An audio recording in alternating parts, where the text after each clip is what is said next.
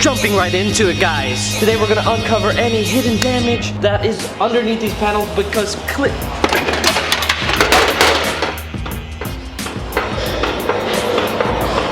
that wasn't on the script, team. We took delivery of the Mustang last night and we kind of wanted to tear everything apart today and kind of just dig a little bit deeper because something just doesn't add up right now. From what we initially have seen, this car shouldn't have been totaled. This car had a clean title right now. They're selling for about $25,000. Normally a salvage car will sell for about 20% less than what a clean title would be. So if we do the math, that's nearly $20,000. I bought this thing for $12,800. That means $9,000 to $10,000 worth of damage in this car. And at the moment, we just don't see it. It's all superficial, hood and fenders and bumpers and stuff. So something's not quite adding up. We're gonna take all the panels off the car, dig a little bit deeper today, and see exactly what we're working with. This bumper, I thought we were gonna need a new one, Calv. This bumper actually isn't that screwed up. It has like some scratches and it has this like dent right here. Remember we fixed your BRZ bumper that we never had on video because you crashed your car way back then and I fixed it?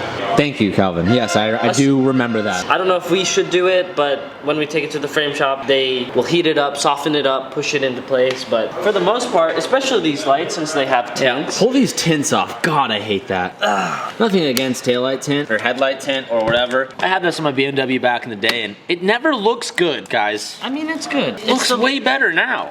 I mean, you like the clear plastic, that's fine. But perfectly clean. Yeah, that literally like saved any scratches that had on it. And there's also one on the fog light we can tear off as well. But here's what I noticed. Look on this side. So the Mustang, these clips go in right here. And look at our other side. Oh, doctor. It's completely gone. So the question is, and we don't have the other fender piece. So the question is, Cal, can we... We can Faberdoodle something. But like, I don't want it to be bunk. I'd rather it be like nice, you know what I mean? I don't think it'll be bunk. I don't know. I don't think it'll be. Oh, depends on how modded you want it. Because you know how on the BRZ you used to have. I don't want those. The little push safety clips. You don't want those? No. It seems kind of silly to think that that would totally salvage this front bumper, but it might be the case. I'm not quite sure yet. We'll figure something out. We'll try our best to deal with it, but I'm not sure.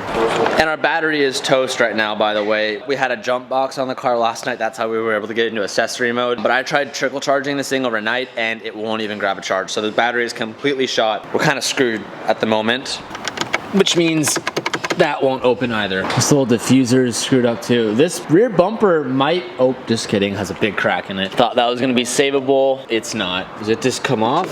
Oh gosh, okay. Yeah, does it have backup memes? I don't think it has motion sensors because it has a backup cam. I was trying to do some research online about that. We'll just get the key, Tej. Mustang Black. I don't think the key has a key holder. There's always a way in, Tej. You can't just... I haven't even seen the key yet. Is it a modern looking key? As a Mustang. It's a pretty modern looking key. It's a fob.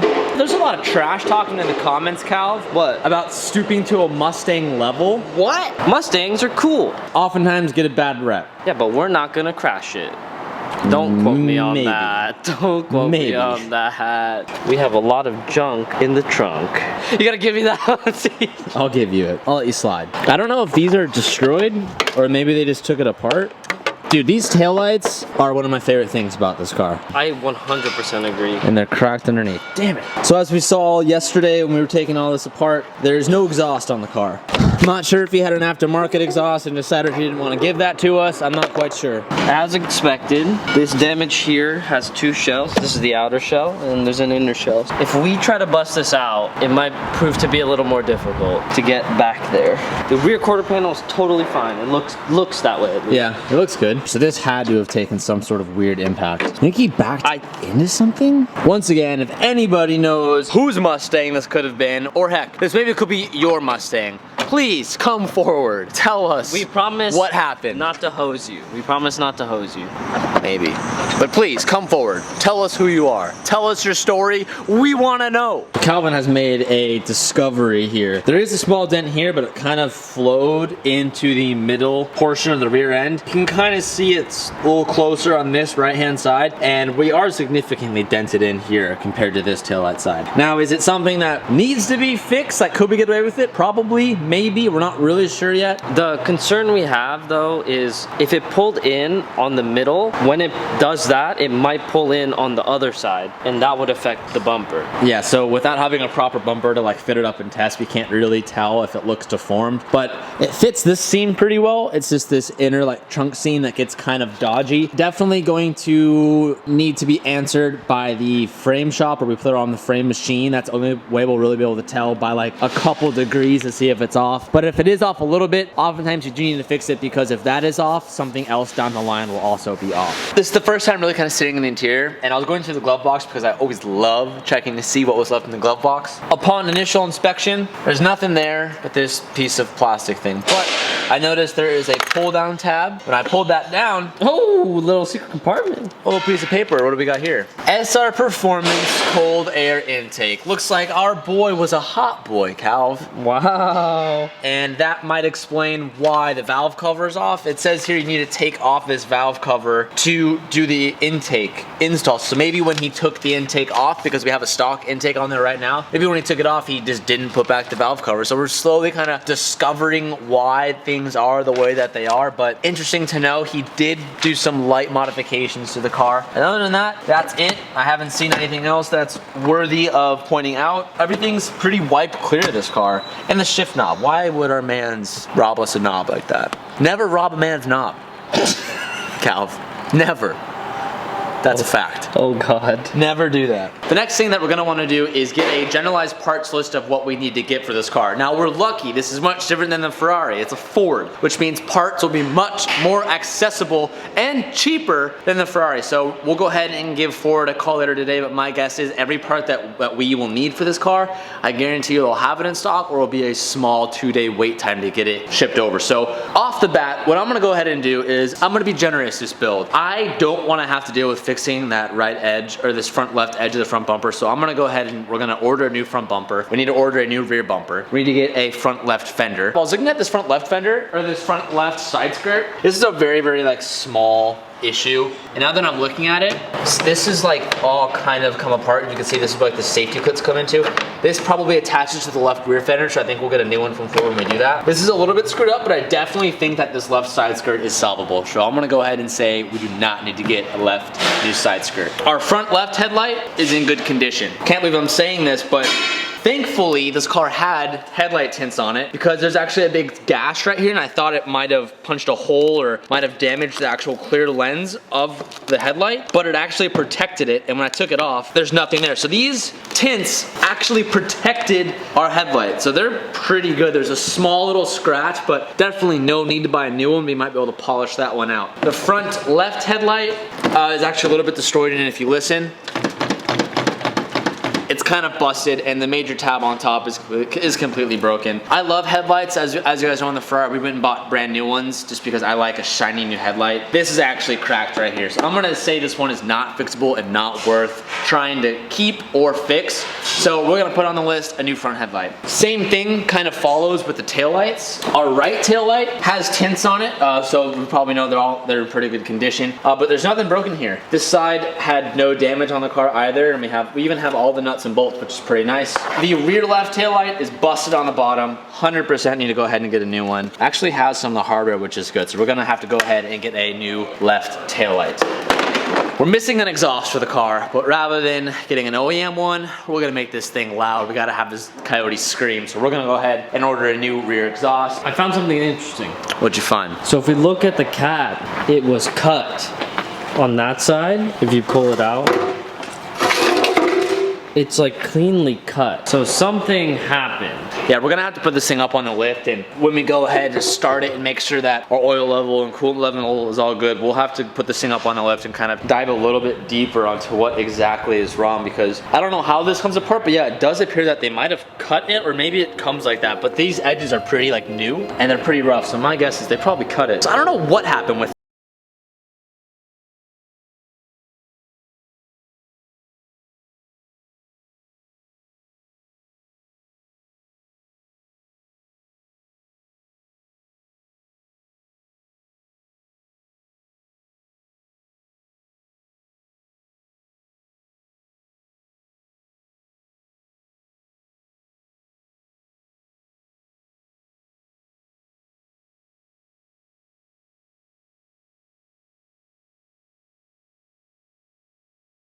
got a call from Roush.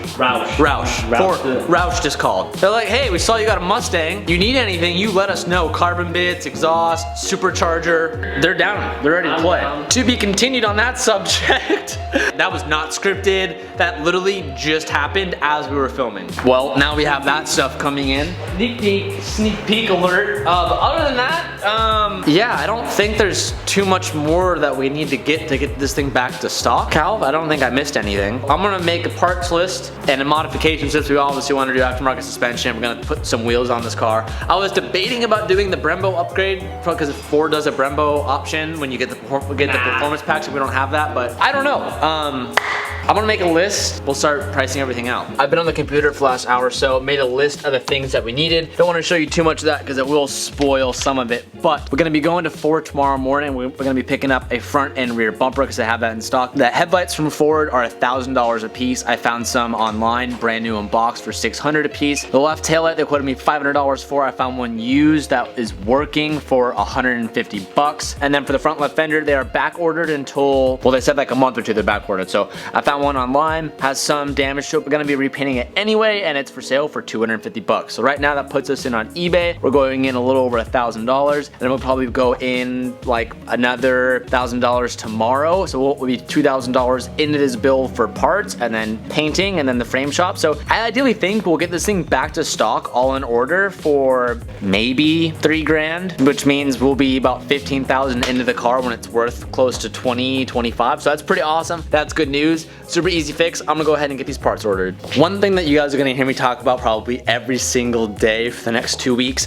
On April 20th, we're gonna be in Miami for the Tuner Evo show, and we are gonna be there, and Calvin's gonna be there, and we're gonna be doing a Hunt & Company pop-up shop. Now, before I even spill on more of that, because you guys are gonna hear more about that tomorrow, but if you wanna go to the event, April 20th, Miami, use code TJ to save yourself $5 off tickets. Links down below. All of our clothes for the tour just got here, and I'm gonna give you guys the first look at it because you have not seen it yet.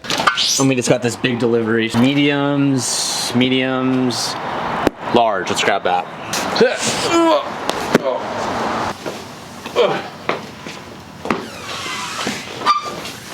So I gotta spend the rest of today organizing all of this, and I just bought all the Mustang parts, and a lot of bonus stuff for the Mustang is gonna come in, which I'm really excited to show you guys because I'm just saying this now. I know we're building the Supra, and you guys know how fast we're making the Supra, which I haven't given up on the Supra. A lot of you guys are commenting that I've abandoned it. I haven't. I know I keep saying this, we're just waiting on parts. For the next couple days, you guys are gonna see the Supra video, I promise, but the Mustang might be the fastest car and highest horsepower car I've ever owned. That's a big claim. And I'm making it, so I'll leave it at that. Here are the sweatshirts we are going to be doing. So on the front, Hunt & Co. Tour 2019. This was kind of like inspired from like Led Zeppelin and like kind of like Metallica or like rock band back in like the 90s. But we have all of our tour stops on the back and the three most recent cars, the 4058, the RX-7, and the BRZ. So this is cool. This is one of the options that you will only be able to pick this stuff up if you come to a tour stop. We have those in sweatshirts and we have those in t-shirts in white and in black. So hyped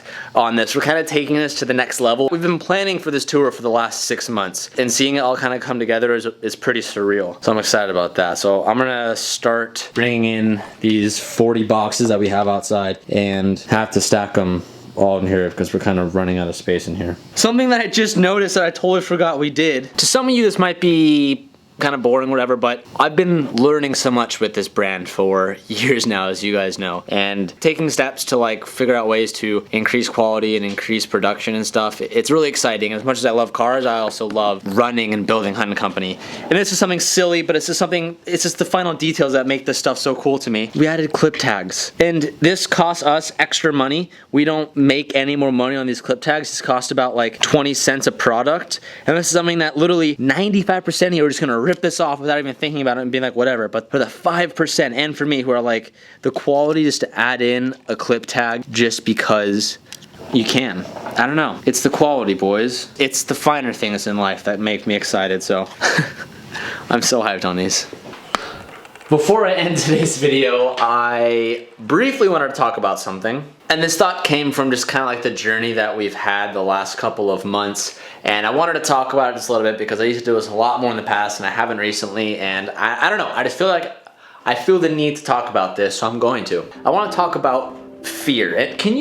We're not playing right now. This is not playtime, buddy. I'm very sorry. I want to talk about the topic of fear and how that can sometimes stop you or me or anybody from going after certain things. And I want to talk about when I first started doing YouTube, when I first started doing different styles of content and different styles of stuff, and you can relate it to however you want. But oftentimes when we want to go after something, we make up a bunch of reasons as to why we shouldn't, or why we should wait one more week, or how we'll do it next month, or we'll do it after the next thing. And by this I mean like it's a certain goal that you want to do, but you're really scared, or you have a fear that it might not work out. In your head you're like, I'm gonna subconsciously stall before doing this because I don't want to try it and then have it not work and be like, well damn, I can't do that anymore because I tried it and it didn't work, and you to just set yourself up for disappointment. But what I want you to realize is, and this took me a long time to figure out, and reading the books that I'm reading right now, it's kind of like getting myself to relate back to that and get my mind back in that mindset, which I personally enjoy. But I want to share these couple words that help me kind of ground myself when I'm feeling like this, and it still happens a lot to me. Nobody does something first try and is automatically successful, no matter what it is, or it's a business, or it's a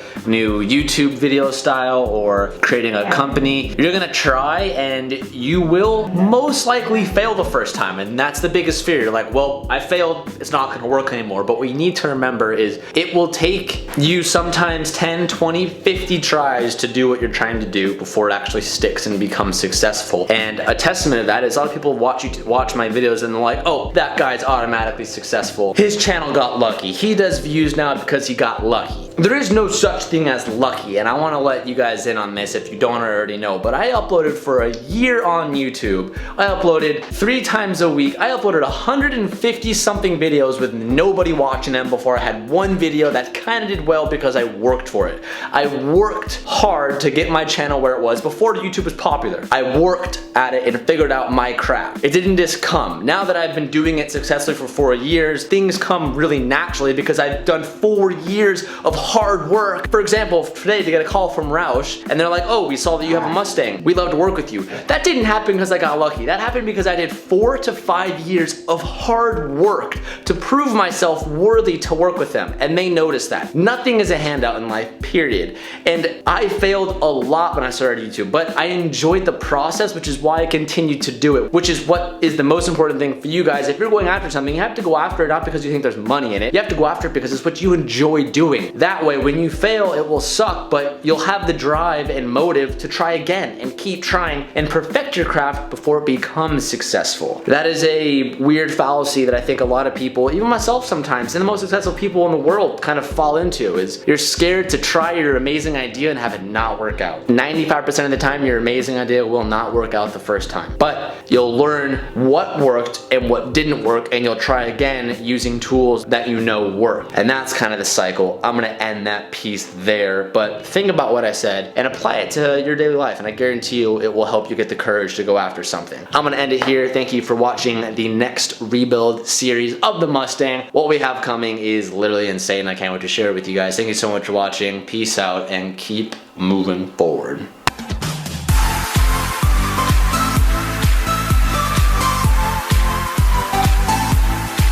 Check out this premium condensation. As much as this is a good thing, we're gonna change it out. Here we have the new Tom's Taillight. This is essentially Miley's new booty cheek. Let's go install it.